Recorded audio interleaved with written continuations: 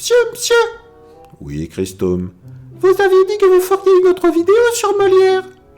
Ouais, sur ces pièces, cette fois. Et le fait que vous devez étudier une pièce de Molière est totalement étranger à cette envie soudaine? Non, rien à voir. En ce cas, histoire de commencer par le début, je vais vous parler de la première pièce de Molière dont on a le texte entier. C'est quoi? L'avare? Scapin? Don Juan? Non, pas du tout.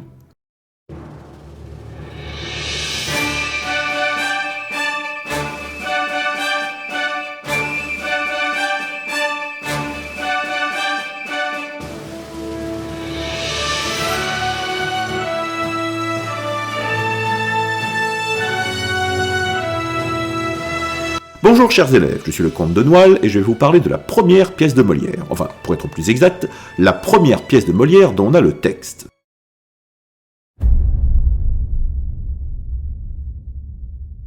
Lors de ses pérégrinations en province de 1645 à 1658, Molière était devenu chef de troupe et a commencé à écrire des pièces inspirées de la Commedia dell'arte et des Lazzi.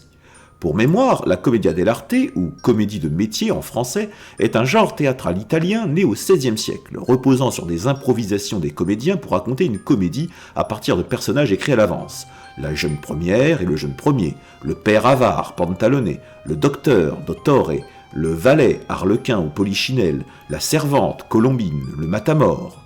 Les comédiens italiens sont venus en France avec Marie de Médicis, qui épousa Henri IV en 1600. Molière les avait souvent vus en représentation depuis qu'il était enfant, c'est donc tout naturellement que sa troupe reprit les canevas de la Commedia dell'arte. N'oublions pas que Molière lisait aussi beaucoup, ses inspirations avaient plusieurs sources, comme l'auteur italien Boccace, ou, plus ancien, le comique antique avec Plaute. Bref, Molière écrivit un certain nombre de farces durant ses années de province, et la plupart sont perdues.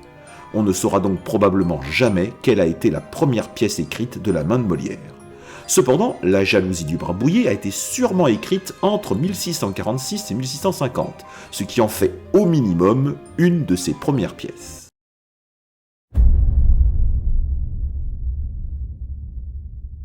C'est une pièce en un acte composée de 13 scènes. Nous avons 8 personnages, 6 hommes et 2 femmes. Le Barbouillé, qui donne son nom à la pièce, est le personnage principal. C'est le mari cocu. D'ailleurs, barbouillé signifie enfariné. C'est le rustre un peu ivrogne qui va tomber dans le piège et qu'on va ridiculiser. Il y a de fortes chances qu'il ait été joué par Molière lui-même. À noter qu'il n'a pas de nom. Ah bon, il n'a pas de prénom? Il se nomme lui-même Barbouillé. Le docteur reprend les caractéristiques du dottore de la Commedia dell'arte que Molière reprendra de nombreuses fois dans ses pièces et même jusqu'à sa dernière. Imbu de lui-même et de ses connaissances, intarissable bavard qui étale sa science et ses mots latins alors qu'il est ridicule. La jeune première, Angélique, qui est déjà mariée au Barbouillé et dont le prénom est ironique car elle n'est pas du tout Angélique. Ne supportant pas son mari, probablement imposé par ses parents, elle s'en venge le plus possible. Elle est aimée de Valère, prénom de jeune premier de comédie qui est son amant. On ignore jusqu'où ils sont allés. Il semblerait qu'ils n'en sont qu'au flirt, mais il n'est pas impossible qu'ils s'apprêtent à sauter le pas. Valère dit quand même « Je vous ferai connaître combien j'ai de joie de la bonne nouvelle que vous m'apprenez par mes empressements. » Je vous laisse imaginer ce qu'il veut dire par empressement. Georgibus est le père d'Angélique. Il reprend le rôle du Pantalone de la Commedia. Naïf, il est toujours prêt à croire sa fille. Il a été joué par l'acteur Lespi, vieux comédien expérimenté. Cato est une parfaite servante de Commedia dell'arte, dévouée à sa maîtresse et s'opposant sans cesse au maître de maison. La valet n'est pas vraiment un personnage, c'est un prétexte. Il n'a qu'une réplique pour signaler à Valère qu'un bal va avoir lieu et que son amante y sera. Quant au dernier personnage, Villebrequin, eh bien... il est là.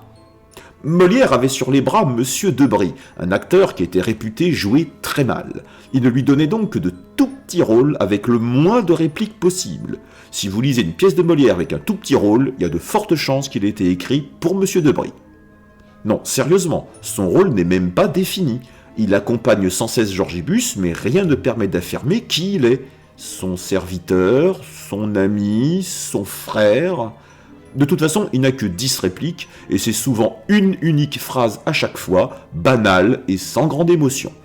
Il a quand même l'honneur de prononcer la dernière phrase qui conclut la pièce. même si elle est, elle aussi, toute banale.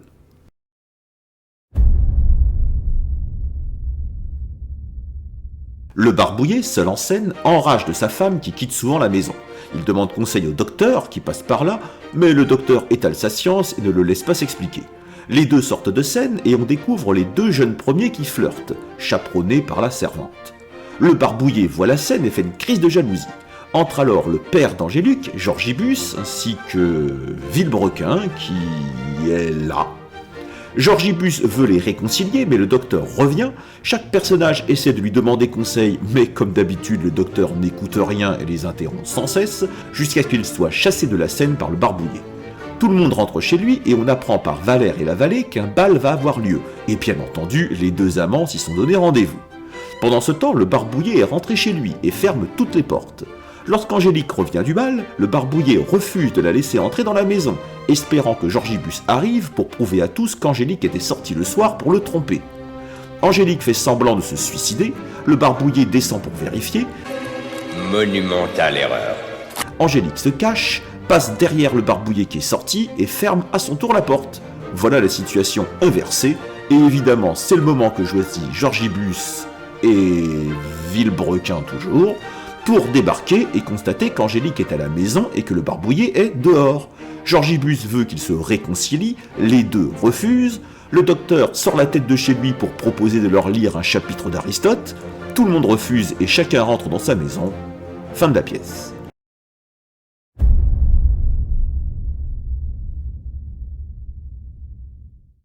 Ah, pauvre barbouillé, que tu es misérable! Mon mari est si mal bâti, si débauché, si ivrogne que ce m'est un supplice d'être avec lui. Que maudite soit l'heure où vous avez choisi ce grigou! Mademoiselle, vous me faites trop d'honneur de me vouloir souffrir, et je vous promets de contribuer de tout mon pouvoir à votre divertissement. Il faut avouer, monsieur Georgibus, que c'est une belle qualité que de dire les choses en peu de paroles, et que les grands parleurs, au lieu de se faire écouter, se rendent le plus souvent si importuns qu'on ne les entend point. Virtutem primam esse putacum pessere linguam. Oui, la plus belle qualité d'un honnête homme, c'est de parler peu. Allons-nous en souper ensemble, nous autres?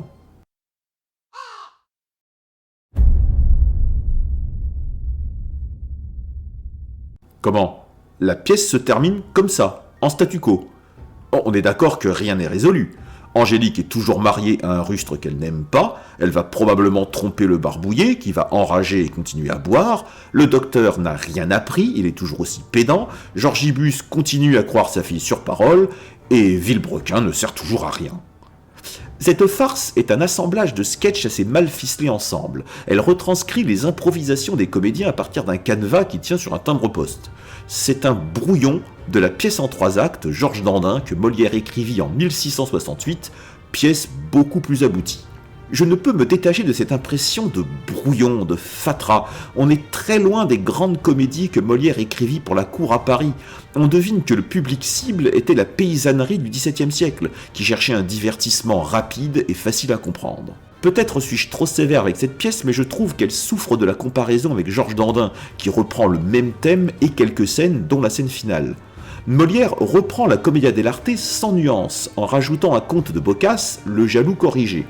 Pour moi, c'est du recyclage, qui, en l'espèce, n'est pas forcément quelque chose de mauvais ou de condamnable, mais dans cette pièce, c'est trop grossier. Molière a continué à s'inspirer de la Commedia pour sa prochaine pièce, Le médecin volant.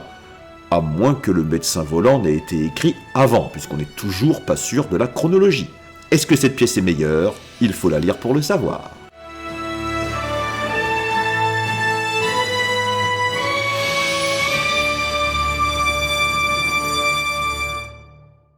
Tiens, le docteur de la pièce, il vous ressemblerait pas un peu? Comment ça?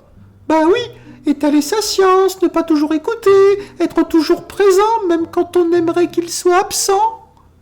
Ah, maintenant que vous le dites, j'ai peut-être raté une carrière dans la médecine.